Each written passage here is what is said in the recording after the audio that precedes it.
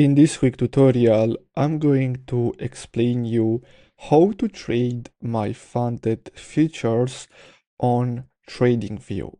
So basically, in order to do that, we're gonna have to open an account on Tradeovate. So after we open an account on Tradeovate, we just have to go to my funded futures.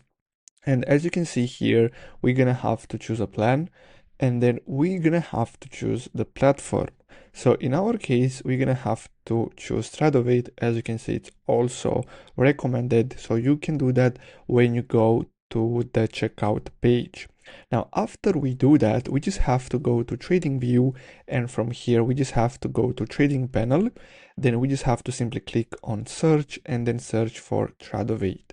Then simply click on it, choose live, and then enter your Tradovate username, password, and then simply click on connect. So basically that's all you have to do.